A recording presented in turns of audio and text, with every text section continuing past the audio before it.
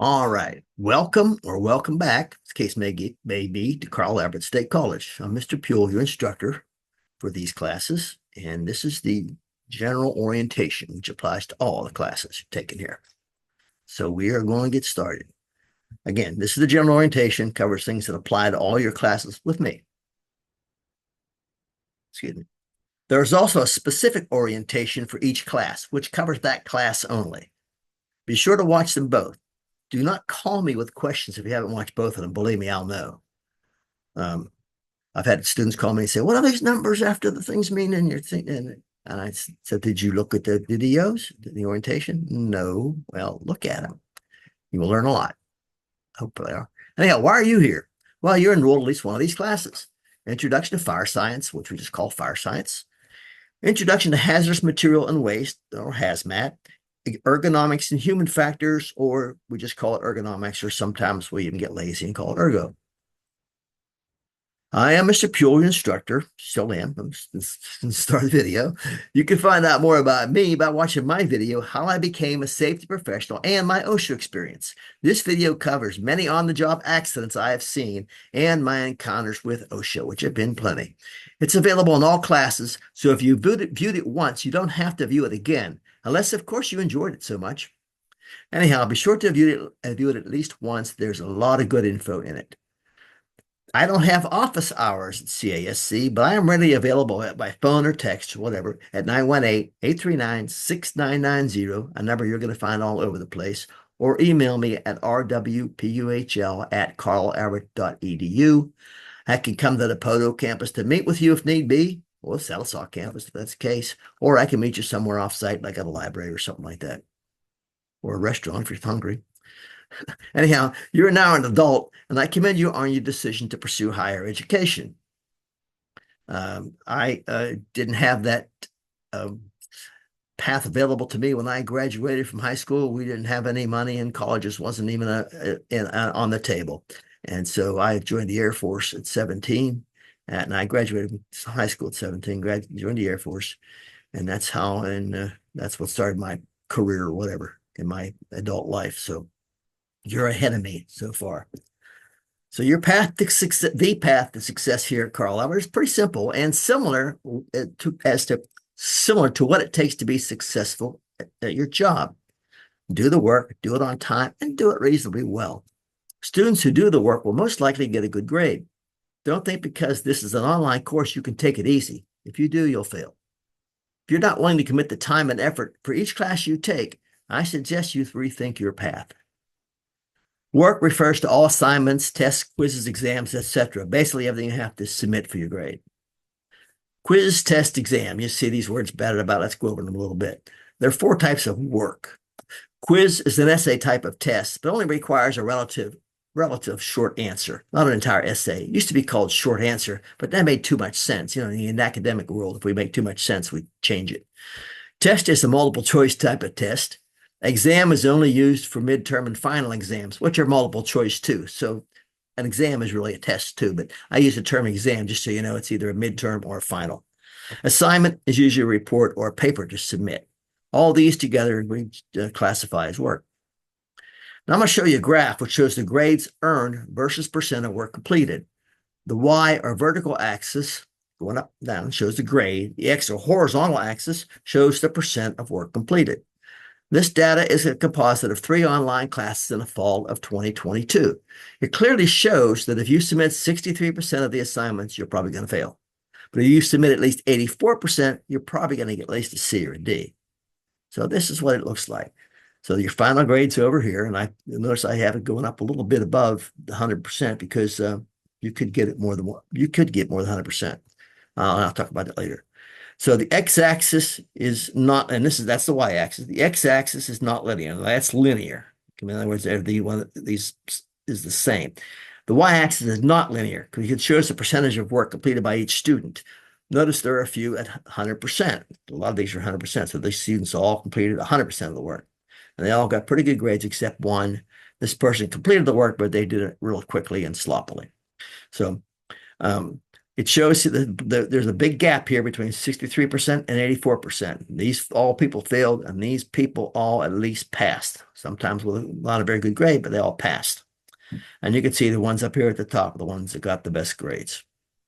So it's pretty clear. Do the work and you'll probably pass. You got to go well enough, of course, too.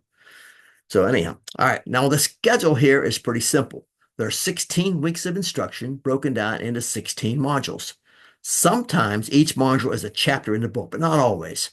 When we say a module is open, that means it's available to students, and I'll let you figure out what closed means. All modules for the entire course, except the midterm and final, are available open to students from day one, August 14th, 2024. This means you can work as far ahead as you want to. On August 25th, Module 1 will close. That's a Sunday. And then one module will close each week. But except for the first and last weeks, you'll have at least 2 weeks to complete the module. All module closings take place at midnight on a Sunday. So get them done. Follow this schedule, and you won't have any problem. Now, what happens if something drastic happens in your life and you can't get a module done? Well, contact me, okay? We're not here to fail people, believe me.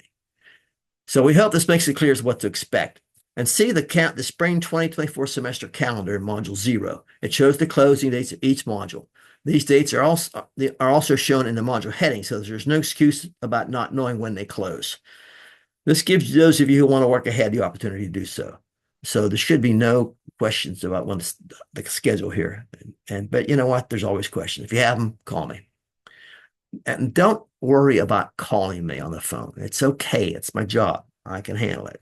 All right. Now, call me 3 times a day over nothing. Maybe not. But if you have a question, call me. You should finish all the work for a module before Sunday night, so you won't let the workload pile up and you have to hurry through it, no doubt lowering your grade. It's obvious to me that work turned in Sunday night is not as good work turned in earlier. I see that all the time. Monday night, I see something's turned in 10, 11 o'clock Monday night. I see questions that are skipped, so they want to get it done, and the grades are lousy. So don't wait till Sunday. Get that stuff done. I've always been the kind of stuff that I'm going to say I never procrastinate, but I hate to. If I have something to do, I like to get it done. Sometimes you need to download a file, such as the course outline or the semester calendar. To download it, click on the 3 dots to the right. The third option will be your download original file.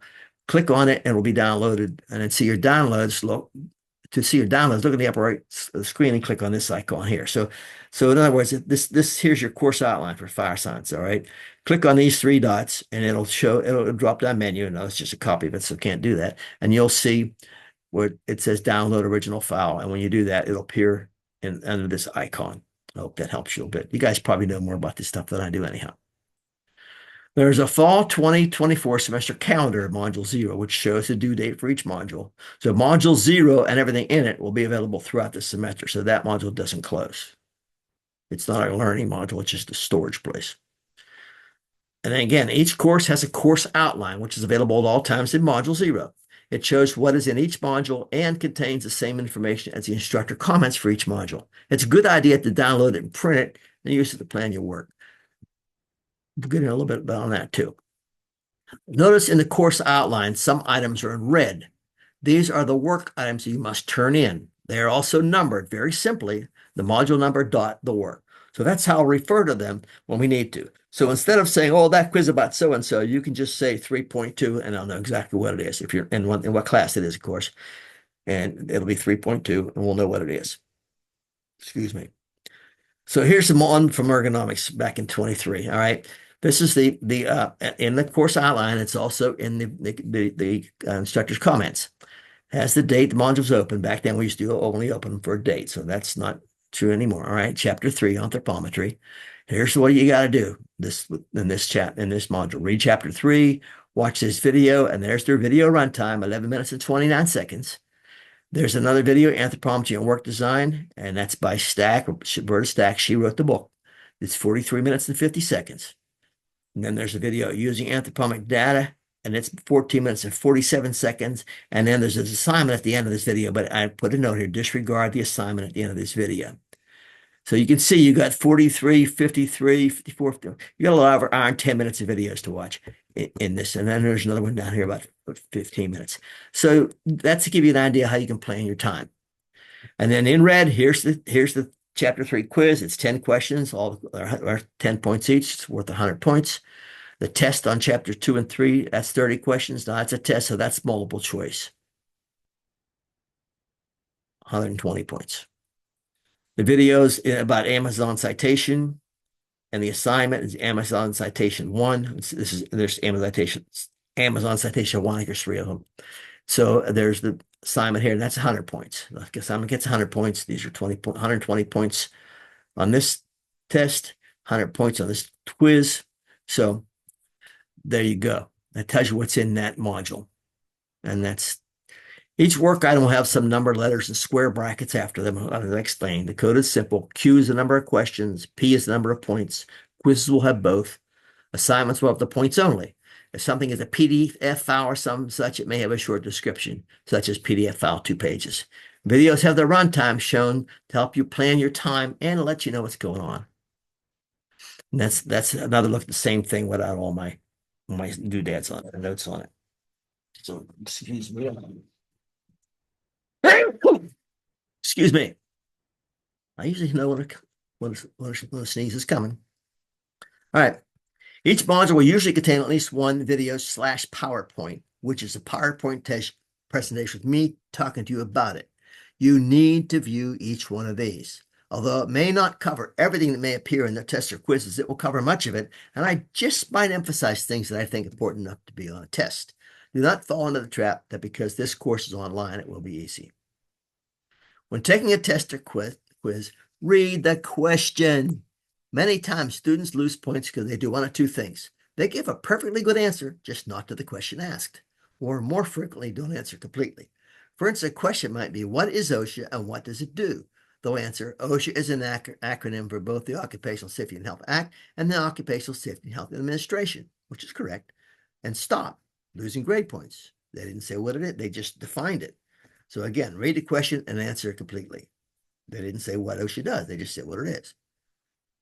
Blackboard. If you're using Google, be sure you are using Global Chrome as your browser. Blackboard doesn't like anything else. I learned it when I first started doing online classes. I bought this computer I'm using right now. They have my old one, and I said, well, I'll try something different on this computer. My old wasn't on Chrome. I used Ring or Bing or whatever it's called. I don't know. And I could get some of the stuff, but not all of it on this, and it just drove me crazy till I figured out. Guess what? I downloaded Chrome on this one. No problems ever since. So I know for a fact that this is true. So all of my courses are in Blackboard Ultra. So they may look a little different from last year from your other courses. Don't worry, it's not that different. If you're seeing this part of PowerPoint, you are somewhat familiar with this part of Blackboard. This is at the top of the stack of modules. This right here. You don't have to start here every time you log in, just at the beginning of each course. For stuff you need before you start your studies. You notice the next module is Module 0, contains stuff you'll need in the course and is available throughout the whole course. Blackboard grading is accurate only if you're caught up. It grades only the work that you have completed, so it does not include any zeros you may have until the instructor points them in as zeros. So in other words, if there's, let's say, 3 assignments due in module and the module closes and you've done 2 of them, it's not going to grade the 0 until I put it in. So there shouldn't be any zeros. I hope you don't have any zeros in there. But if you have a 0 in there, it's not going to be accurate. Be sure you can access your CASC email with no problems. If you can't, contact IT or somebody who knows that can help. I'll be communicating with you through that. There's a series of student resource videos which are very helpful, especially if this is your first year. You can find them here. And I think there's a link to them in that start here too. Communication. Pay attention to announcements and emails. Announcements are the way instructors communicate with all students at once. Announcements will also be sent to your CASC email address. When an announcement is sent out to you, it is your responsibility to read it and act accordingly. Grading quizzes. Quizzes are all essay-type questions. Each question is worth 10 points. Short being a relative term here. More or less, it's not an essay, but it may be more than just one sentence. Sometimes it's just fill in the blank. They used to be called short answer, but that made too much sense. We can't have that. Grading written assignments. Written assignments are assignments that are written. Duh. All written assignments are 100 points, except there may be a short one in Module 1. On occasion, if you really nail it and go above and beyond, I'll grade them above 100 points. So I don't have a problem doing that. I do it several times throughout the year. When taking a quiz or test or doing an assignment, here are 3 short tips to follow. Read the question, read the question, read the question. I mentioned it before. I mentioned it again. This is one of the most common things that people do wrong. If you're not willing to commit the time and effort needed to complete the courses you have chosen, perhaps you need to rethink your goals. I hope you don't have to, but maybe you better. Parting thought here. Although the student is the one who has to do the work, the instructor is an important part of your education. Do not hesitate to call or contact me if you have a question or a problem. It's my job. Do not wait until it's too late. Again, do not hesitate to call me if you have a question or a problem. But be sure you view both the general and specific orientations if it's about something that might be in there. So what happens if you get behind? Who knows? Maybe your job required a lot of overtime. You had pressing family issues. You were sick, whatever. As long as that's the reason, you just didn't get lazy. It's not the end of the world. Call me or text me. I can reopen a module for you, but it might cost you 10% or more of your grade, depending on how late your work is turned in. So call me if you have a problem. I mean that. I care about your education here. We want you to get through this, but we want you to learn the stuff that's in it too. Remember, although we want you to get in it, get through this class with a good grade, we also want to be sure that when you go out in the world and you say you got a degree in safety from Carl Albert State College, you know something about safety. So again, whoops. All right.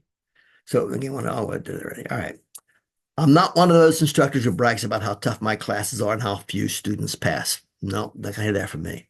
Read the book, read assignments, and do all the assignments and do them to the best of your ability. You'll probably pass this class easily.